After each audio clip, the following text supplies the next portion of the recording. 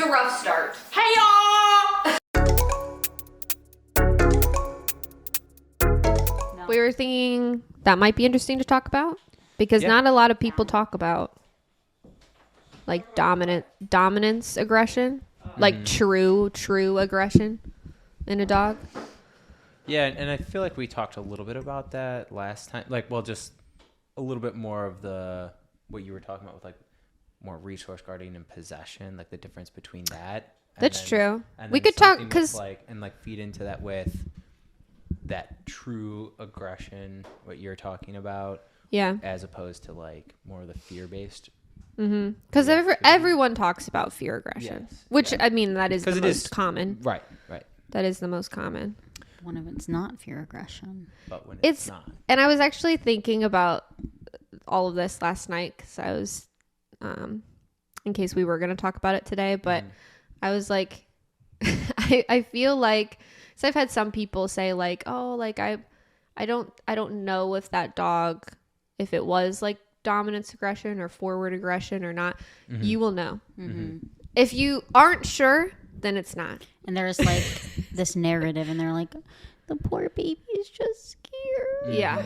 And it's just like, there are some dogs that aren't just scared. There are some dogs that want to kill you. Get that flipped. You know, sometimes people that like have the fear reactivity, they're like, oh, this dog like wants to kill everything. Yeah, and then, that's true actually. The people that like this dog actually wants to cause harm to just to do it, whatever. Like, and it's like they over.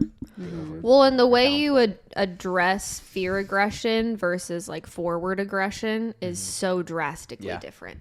Yeah. Like, and honestly, the things that you do for fear aggression, if you do that for dominance aggression, like sometimes it actually can be like bad. Like, you don't want to do those things. I think like a good starting point that I've heard within the last week or so is we have a couple of dogs in our training programs or one-on-ones, board and trains that need to use the muzzle long-term or need to use the e-collar long-term as we recommend.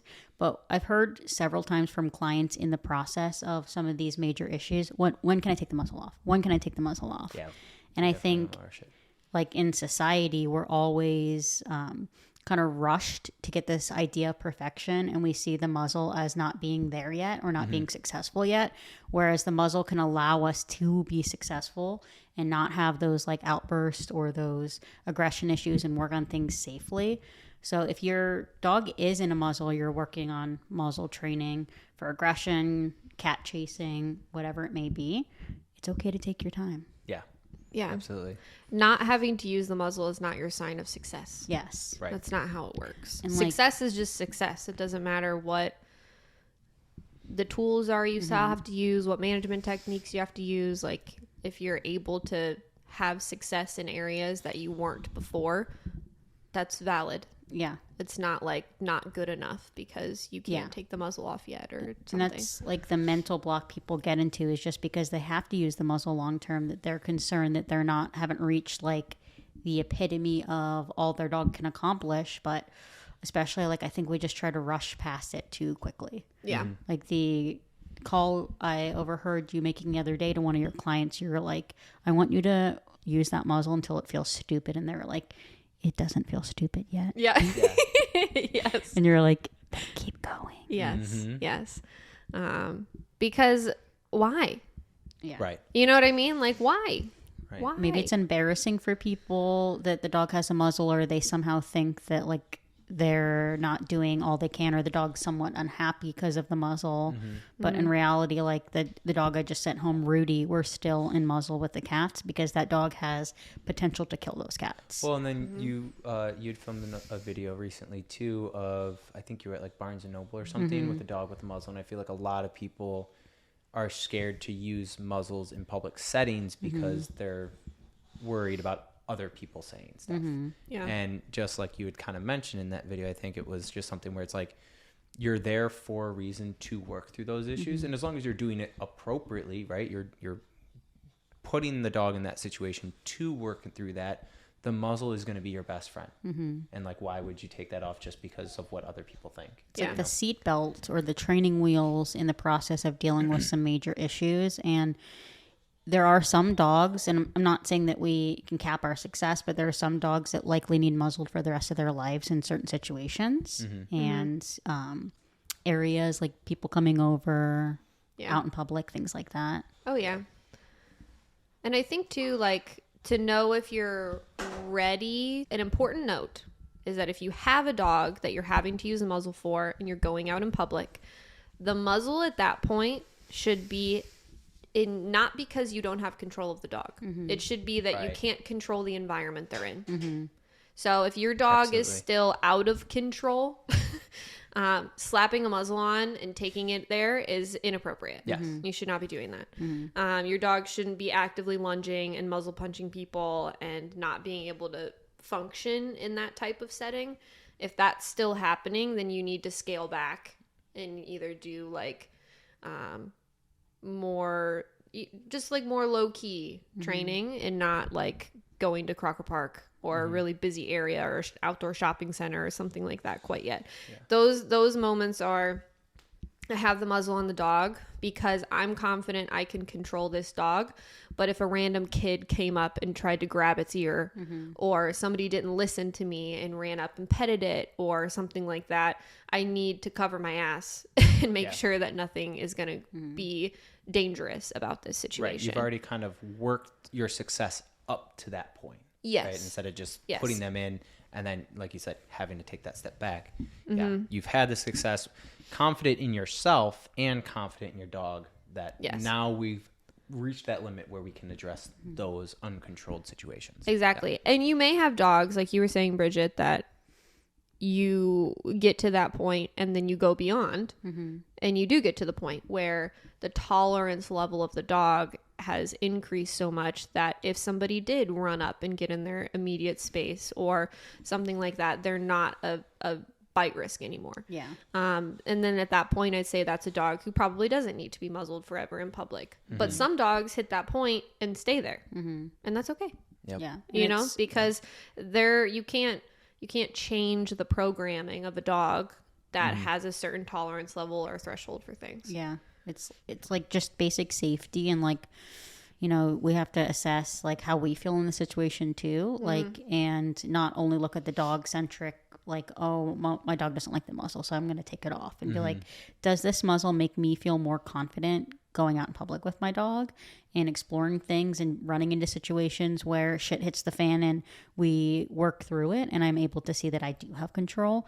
If there's an off-leash dog, you know, as you experienced recently, or just shit cracks off in public. Like people always expect these dogs to be absolutely perfect all of the time. And it's when shit cracks off that you realize how powerful your training can become. Yes. Yep. But yeah, there's definitely dogs where that will be just a thing forever. Right. And a dog that I'm working with right now, more specifically, and they were totally comfortable with me sharing their whole story with this dog, and they actually were like encouraging of it because they were like, no one really talks about this aspect of it.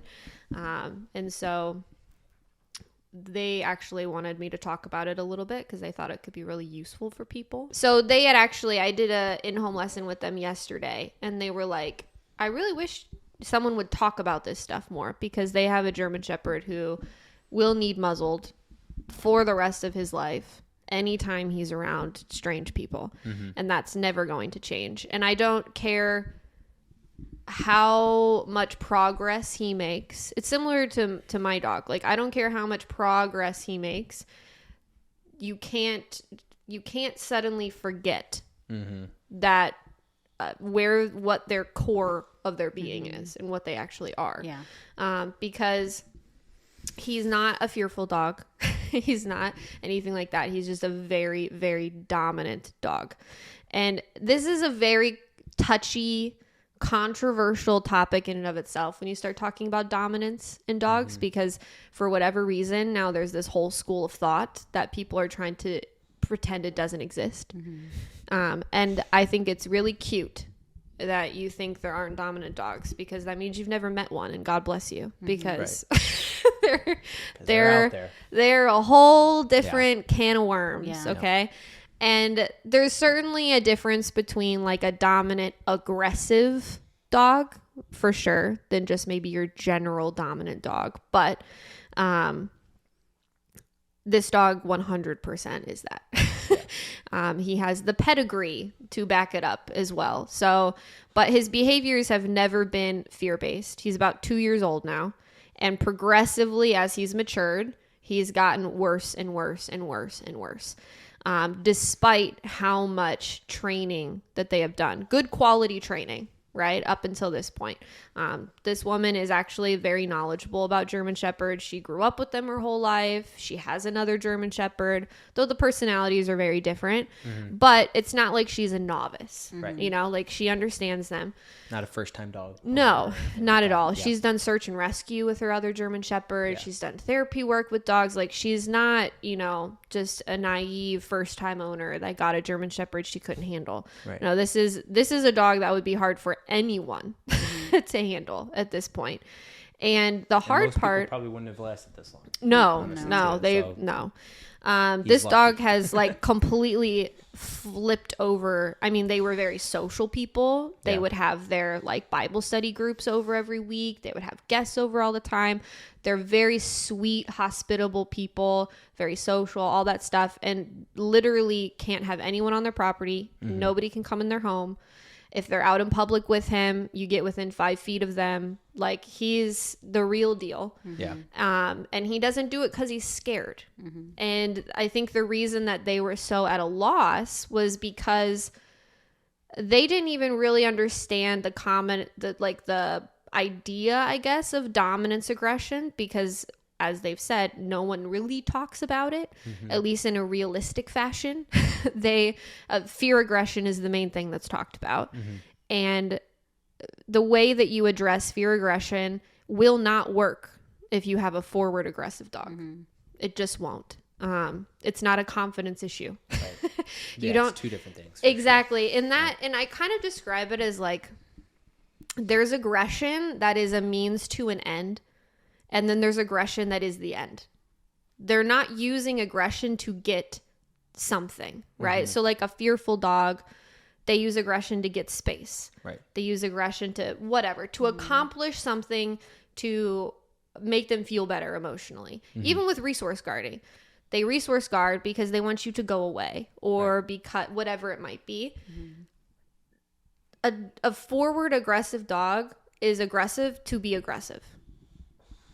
That's really what it is.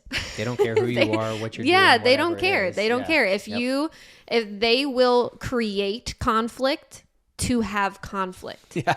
Right? Yep. And so what is just to show that they can win, you know? Oh, absolutely. Yeah. Absolutely. And what's hard is that because truly these dogs are like so rare. Mm-hmm. You're going to be hard pressed. Like I've been doing this 10 years now in the spring.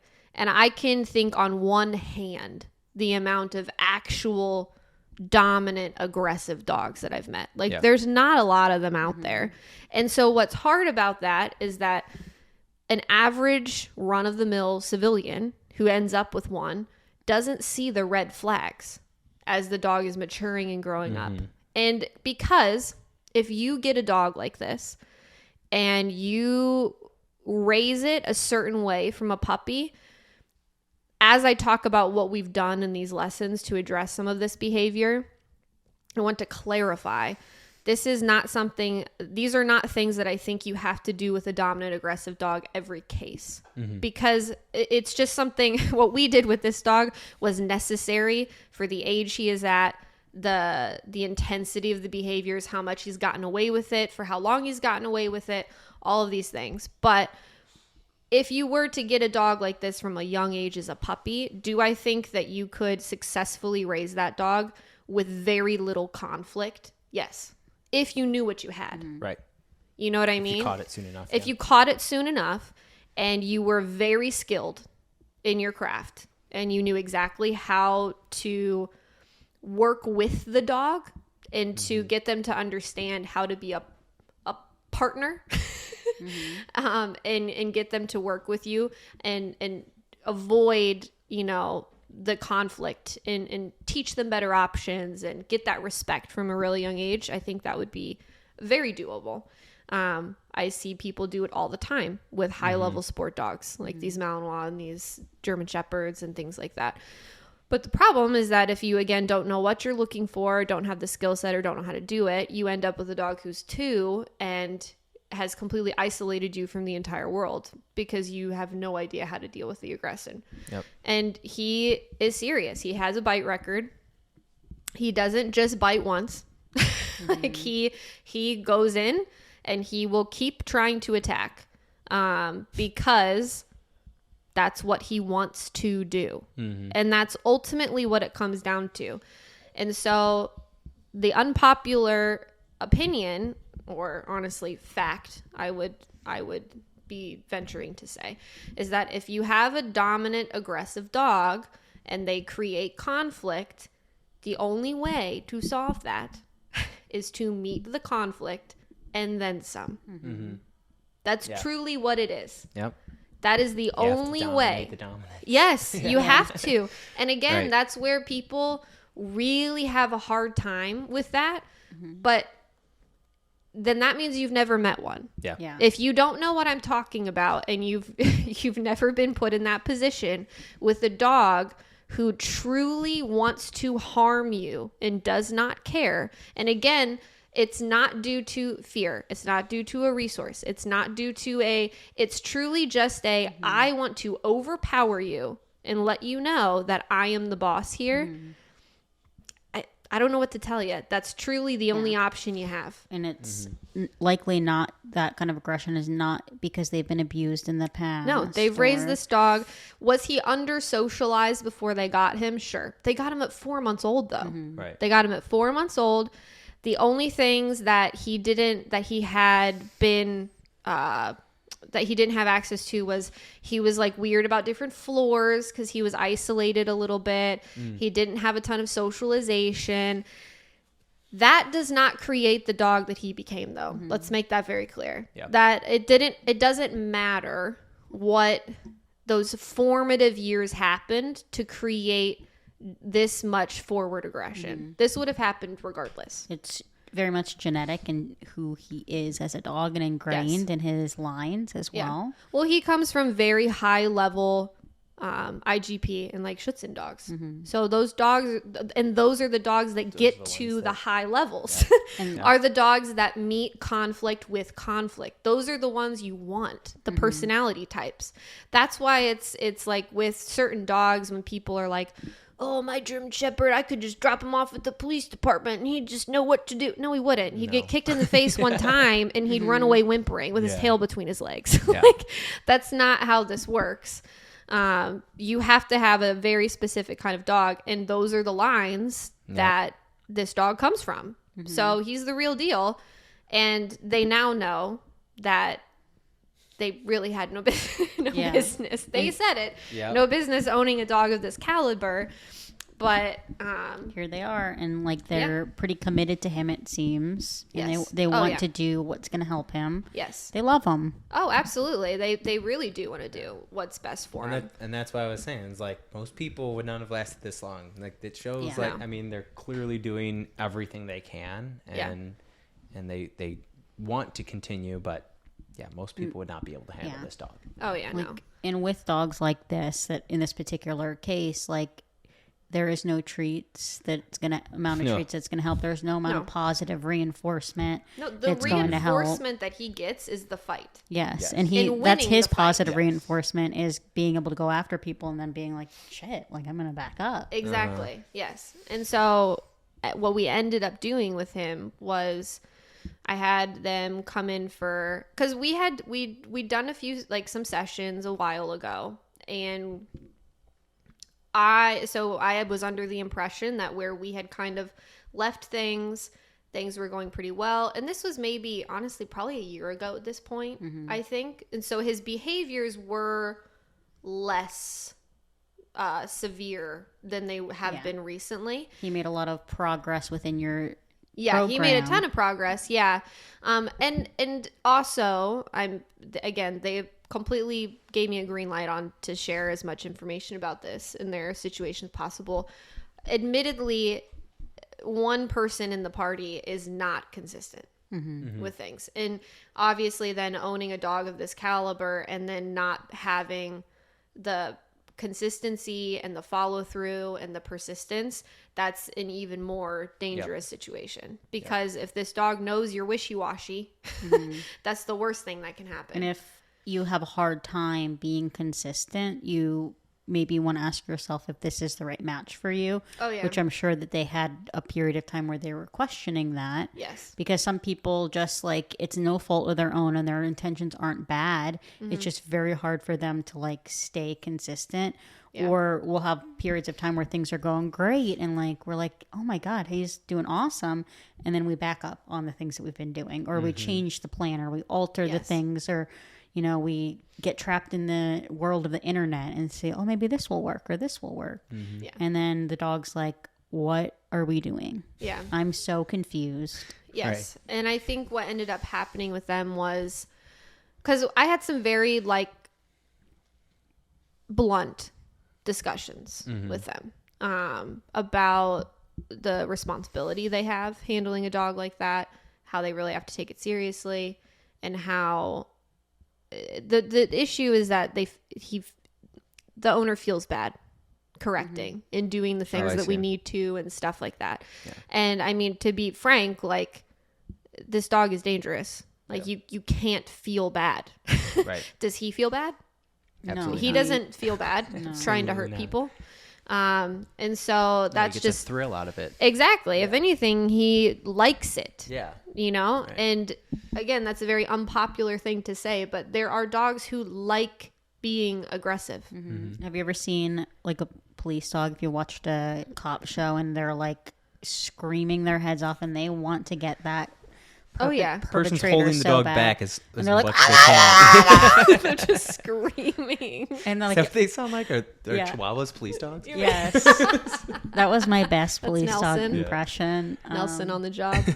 Yes. So they do like it. They get a enjoy thrill it. out of it. It's like some humans like Fight Club, you know, you love fighting. Yep. They get a thrill out of it. So, and I think what ended up happening was like things were probably going pretty good. Things started to slide and slip. And so what ended up where we're at here is the moral of the story is that things regressed a little bit, or at the very least plateaued, and they weren't able to see continued success. And in situations where they had to challenge him and give corrections for things or whatever, instead of addressing those and following through and do what they needed to do and just get it done, now we went back to just avoidance, right? So they would try to bring him to the facility because he would come to daycare, and they would come out into the parking lot, he'd react, and they'd put him in the car and just go home. Right. And so it just went back to avoiding and just not really addressing the issues anymore. And once I heard that was happening, we set up some more follow-ups and everything. And basically when they came in, he was completely out of control, just ballistic, right? As soon as he comes in the door, lunging, just all over the place. And so we talked about the bonker and warning. Bonkers will be discussed. Bonkers. If you're sensitive, go away. Yeah. And again, I'd like to reference back to when I said, do I think that am I saying this is the process that is inevitable with any dominant aggressive dog ever? No. Is this what I did with this dog? Yes. And I will describe to you 2 sessions and what we did with this dog. So basically I talked about the bonker. They were 100% okay with it. And I also will preface this by saying, if you have an issue with anything I discuss or what we did in the lesson, know that the owners are 100% in support and happy about everything that we did and the success that they're now getting from the dog. And they're the only ones that get to care. Yeah. Okay. They're the only ones that are allowed to have an opinion. Until you've lived with this dog, for 2 years, you don't get to have a say in how we address it. So basically, we talked about the bonker. They already knew exactly what the bonker was. They've seen it used, very in support of it. And so what we did was we set up a very typical situation where he would be next to one of the owners. They tend to trigger, obviously, him being a German Shepherd, his outbursts to be even more intense. So I had the bonker at this point because these were in-home too, right? This was one at the facility. Oh, this one's at the facility. So this was at the facility. So because obviously the owners need to be able to assert themselves and basically be more dominant than him in these scenarios, and that's the ultimate goal. But also, I needed them to see what to do and kind of how basically what you wanted to do and then what you needed the end result from him to be. So, and I also know that psychologically for him, the person he's trying to attack, if they meet him where he's at and then some, that is very, very beneficial to a dog like that, to have somebody actually stand up for themselves. Because again, I want you to look at it the way that it actually was. I was not being unnecessarily confrontational. I was merely standing up for myself. Yeah. Right? With a dog who wanted to cause me severe harm. So he comes. I walk maybe, I was like 5 feet away. It doesn't take much. And I step towards him. And again, how you know that this isn't a fearful dog is the entire time that I'm standing in that room, what's this dog doing? Just staring at me. Yeah. Staring everywhere I go. Everywhere I go. That's not a fearful dog. A fearful dog doesn't do that. They would be nervous and avoidant, and they would be, yes, can some dogs be very, can they come across as forward aggressive, like that pit bull I'm training right now? They can come across as offensively aggressive, but within 2 seconds you can see it's fear. Yeah. It's still very different. Yep. This dog was very confident. He was sitting there. He was looking right at me, just waiting. I took one step towards him and he launches. And this is how you know too. He goes right for your face. Yep. Right up here. And this is like 100-pound German Shepherd. He's a big boy. Lunge in the direction. It is, no. I'm going for you. Well, and most German Shepherds that are fearful, when you approach them, they're going to do like a, and almost like a hunker back. Yeah. You know what I mean? Yeah. And then maybe they'll do like a dart forward or whatever, but they're not silent. Again, the ones that make no noise, that's when you know they're serious. Yep. Because they're not bluffing. Yeah. He's not like, I'm acting big and scary because I want you to get away from me. He was like, I am waiting, yeah. Boom. And then he just goes for it. Waiting for you to be in range. Oh, yeah. And so he launches, and he has a Jafco muzzle on, so he's completely bite-proof. I'm not worried about it. And I told the guy, I said, I don't care if he actually hits me or makes contact with me. I said, I'm not worried about that. I want him to try, and then I said, just listen to what I ask you to do afterwards. So he launches, he comes right up here, he hits the ground, he does it again. He probably launched like 3 separate times. And so I actually grabbed the leash on one of the times that he lunged forward, and I told the guy to let go of it. And I grabbed the leash, and now I basically said like, okay. Let's go. Yeah. You would like to battle. Yeah. That's fine. I will accept the challenge, sir.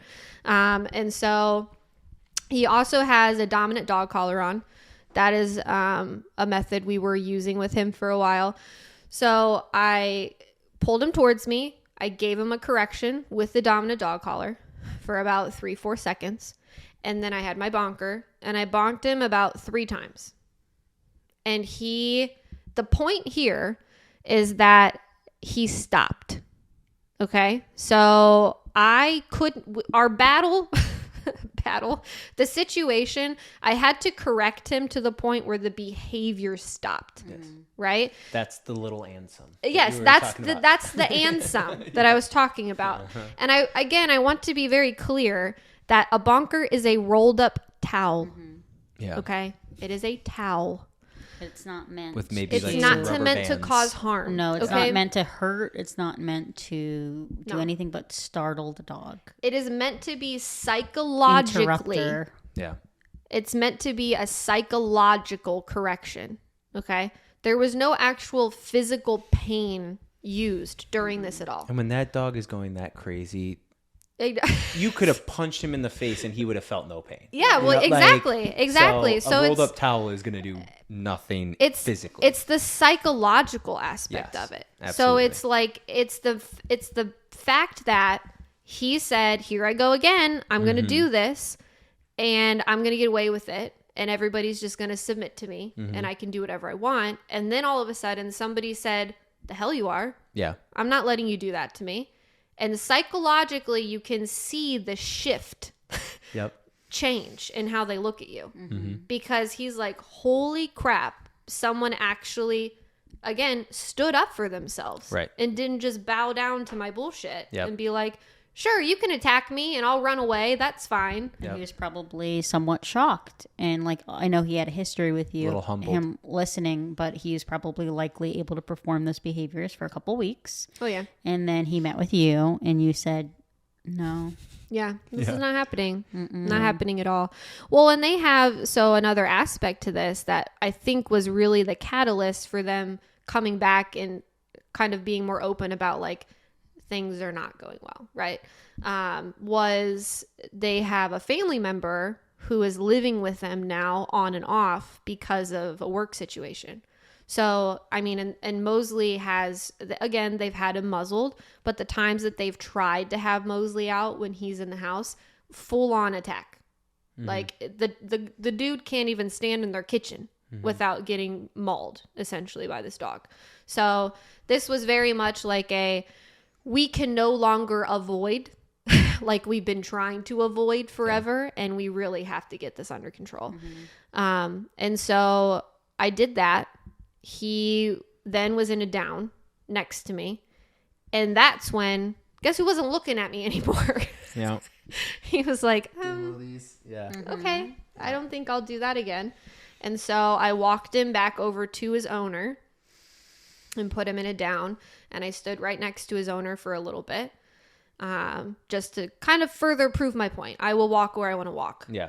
And you don't get to tell me where I can and can't walk. Right. And Because then at that point he had left the owners, which is the big trigger. yes. So then putting yourself in the trigger. Exactly. I walked Yes. back over with him. We marched our little butts over there and I put him right down. And I'd say he was like right in between us here. And I was about this close and we're talking. And I'm slapping him on the shoulder, you know, doing Yeah. all that and just showing him like, you can't treat me that way. That's Right. not going to be happening. And then what's interesting, and this is what's so fascinating about dog behavior and how involuntary it becomes. Because it just starts enough practice and enough habituation of it. They don't even think anymore. They just do It's it. habit. It's complete involuntary responses. So I walked away. I left the dog with the owner and I walked back. And guess what he did again? Wham! Right back up. Yep. Right back up, right? But what was interesting this time was as soon as I went to grab that leash, and honestly, as soon as he lunged and I could see his face coming towards me, I could see in his eyes, his brain finally caught up to what his body was doing. And he was like, fuck. Yeah. Oh shit. Like, I should About to not get have done bonked. that again. Yep. Yeah. And so we did the same process. And then I walked him back over there. We did it again. And fine.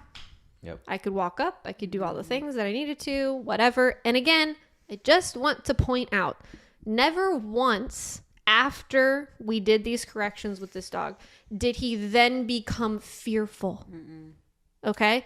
No, he just Very good became point. neutral. Yeah. Okay? He was in a down. He was relaxed. He was like, whew, okay. Yes. Guess that is off the table. And I will not be doing that anymore. He wasn't a dog that was shaking and nervous. Because again, he's not a scared dog. Right. So addressing that behavior is not suddenly going to make him hate people and so scared of people. It's just going to make him respect them. Yep. Just a little iota of respect at that point. Right. And clearly they're not at the point of like having him out at like parties and stuff like that. Like they know the dog, but it's something there's where it's limitations still. Right. But it's something where he just needs to know to just, again, respect. Yes. Just have a little respect. That's yes. And because Don't again, be a like asshole, and then you'll be fine. exactly. Right. Exactly. It's not that and this is what I've told his owners. He's not a dog that we're ever going to get to like people. Right. That is not even a goal. That's not a concern. That's not even a thought in our head. The only thing we are going to teach him is that you can't do that. Like, you can dislike them as much as you want. You cannot enjoy them. You cannot want to be around them, but you can't harm people. Yeah. That is completely Just 'cause you unacceptable. want to. It's like he's a bully. Yeah. Like he's trying to bully and boss every situation around him. And he's like, I don't like this person. Yep. And unfortunately, your dog shouldn't be the one deciding who they like or not. Right. Like we still should advocate for them and not put them in stupid situations. But they don't get to be like, I don't like the guests in the house, so he's going down. Even Exactly. to the point Counter of days. like bullying his owners. Like he has taken just full control over situations where he gets to decide what they do and where they go and who they have over. And they could be like slightly fearful of him in that context because he really needed somebody to come off strong with him. Yeah. And sometimes the owners need to see that before they're comfortable being able to apply those methods. Yes, and that's why I wanted to do it first, both for the psychological aspect of him seeing someone actually fight back that he was trying to go after. So that way it plants a seed in his head of like, oh, so every person that I try to go after isn't always going to respond the same way, where they just let me get away with it. And then, yes, it becomes important that the owners can see how to apply it and do it properly. And so after that session, actually, no, I left one part out. So the majority of that session, everything was good.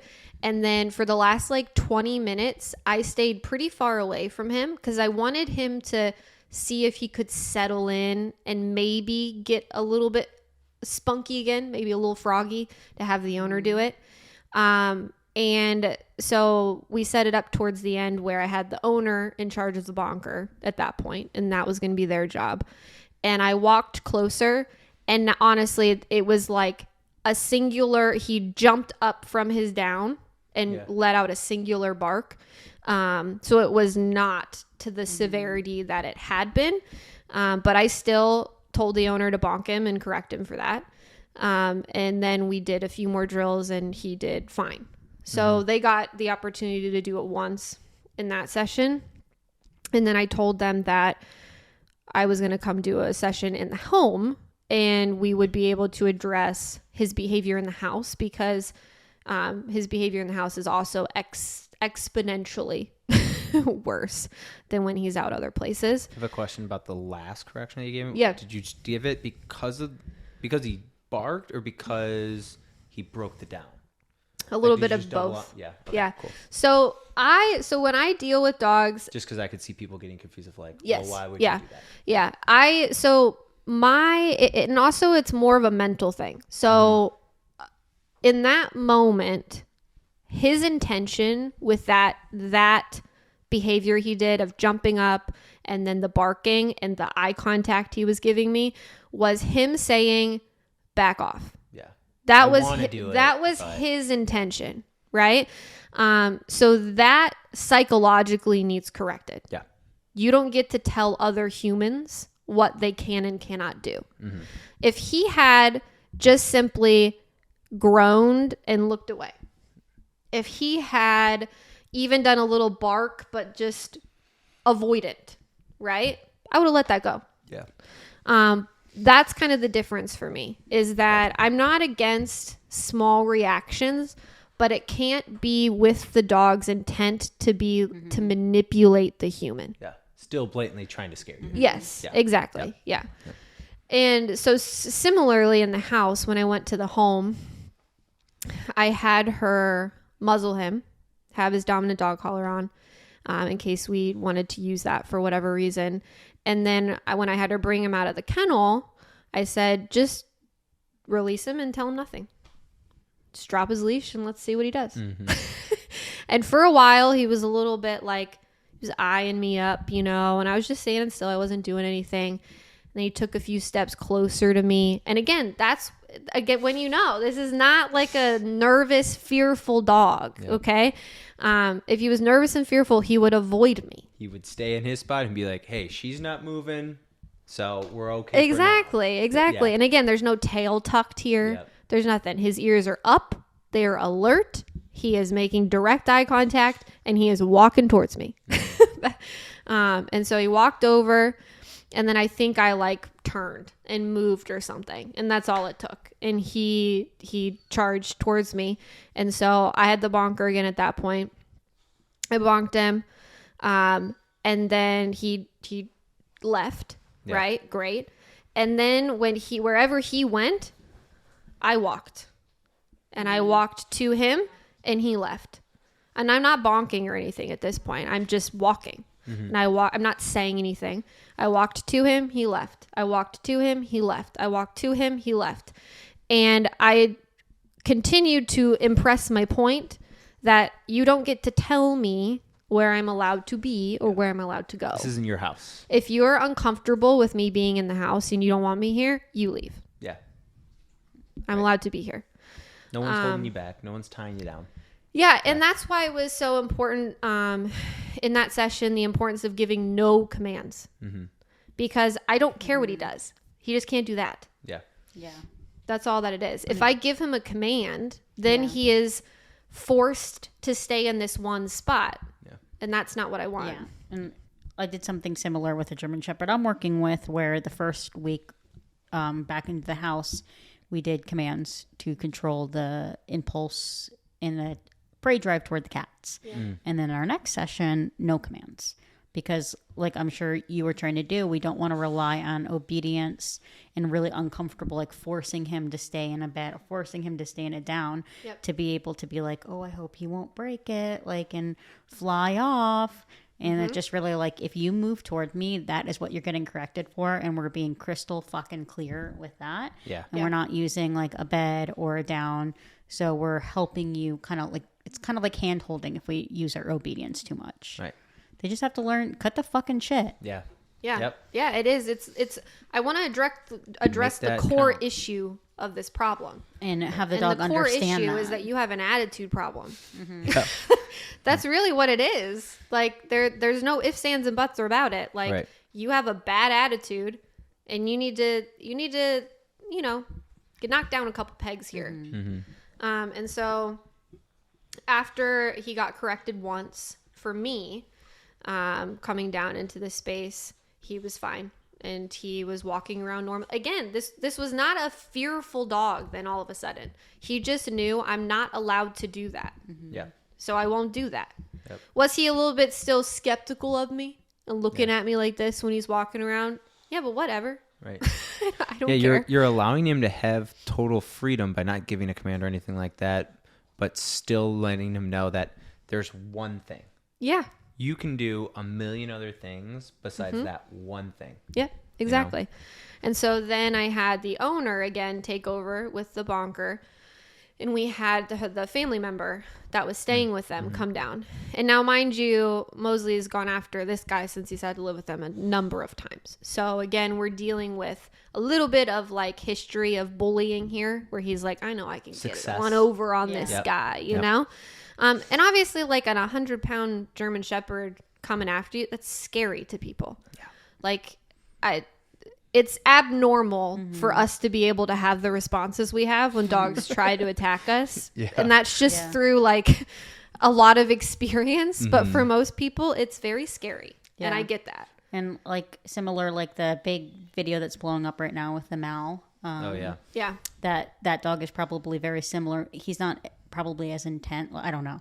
You know, I can't speculate on the intensity of this dog, but that's a very forward dominant dog from the looks of the video. Yeah. Mm-hmm. And the trainer in video was useless.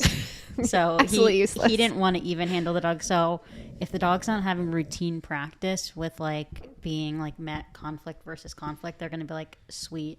Right. I can do this, and I can manipulate you, and I can tear your sleeves off. Yes. And I can lunge at you and make you go away. And I have complete control over this house. Yep. We want to shift the perception, be like, sorry. Yep. Exactly. And so basically what we did was I had the owner take over the bonker.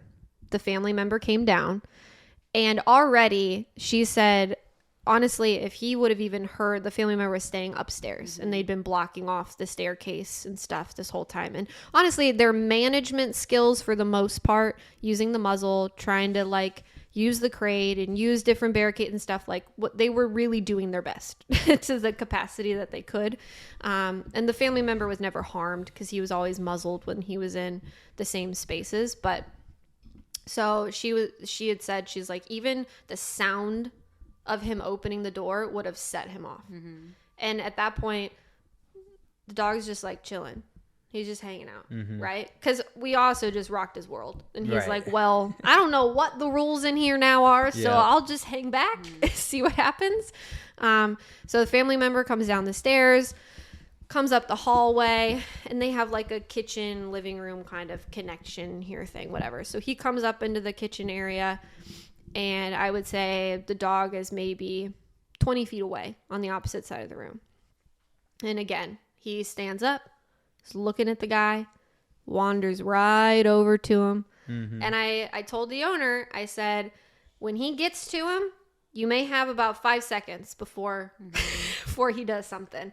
And she's like, you don't think he would just sniff him? And I said, nope. No chance. Nope. He might start that way. Yeah. But it's not going to end that way. Yep. And so he walks over and he gets there, and you can kind of see it, his demeanor, right? Stiffens up. He's got his chest puffed out. Again, not how a fearful dog addresses something that scares him. And I told the family member, I said, I know this is really uncomfortable. Don't move. I said, just stand completely still. I promise you, I'm not going to let anything bad happen. He has a muzzle on. Everything's going to be fine.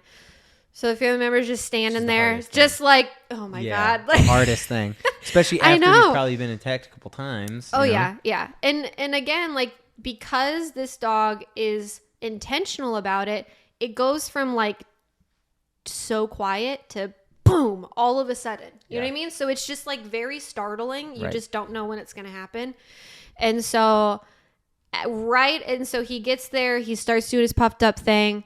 And I tell the owner, I'm like, do it right now. You don't even have to wait for the actual thing to happen because it's happening. It's too late. It is happening, right?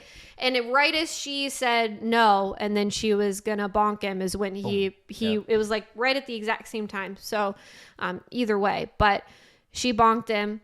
And as terrible as maybe some of you might think this is going to sound, that was probably... It looked to be so cathartic for this owner to be able to finally say, cut the absolute crap, dude. Like, you cannot do this in my house anymore. And she... Putting her foot down. Oh, she stood on business, guys. she stood on business for that one. Good for her. Oh, yeah. I mean, that's got to be a good feeling. Oh, yeah. And she corrected him with a bonker. And... Again, after that correction towards the family member, we were able to move freely around the house. He didn't bark. There was some slow groans. Again, I think I specify groan because I do think those are different than growls. And I think that groaning noise, especially because it's typically accompanied by the dog not looking at the thing, it's just simply the emotional reaction to like, I'm still not happy. Yeah. But like, I know I can't do anything about it. And those are things I don't address. I had this family member, he was walking within 6 inches of the dog laying on the floor. And we did a couple things so there was one point, we're in the living room. The male owner was sitting on the couch. The dog was literally on the floor right here. Okay. So maybe 3 feet from the owner on the couch. There was a small section of walkway available to come around because the wall's right here. I was here. Okay. So I'm already somewhat of a trigger for him previously. And we had that family member walk right through. In between the trigger, being the owner. The owner. Yeah. I'm And his already over personal here. space. He's laying over here. And Yeah. do you want to guess what this dog was doing? Probably not looking. Sleeping. Yep. I kid you not. He was sleeping. Right. They were flabbergasted.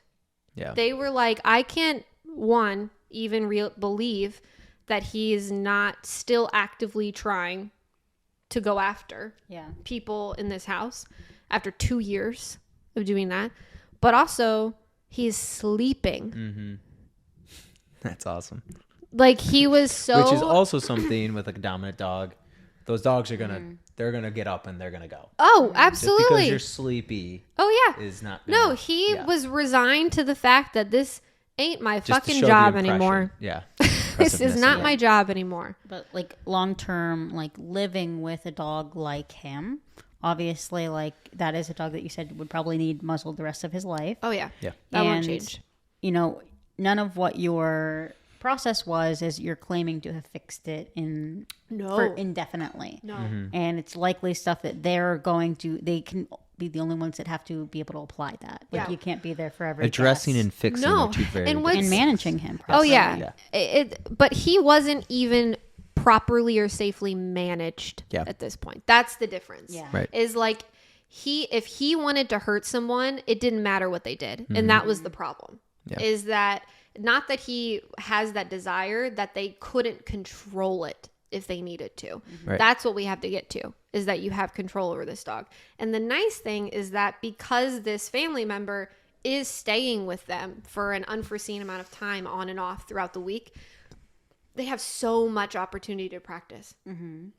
Yeah. And so the stuff I had them work on was essentially what we did, but at the most 15 minutes a night.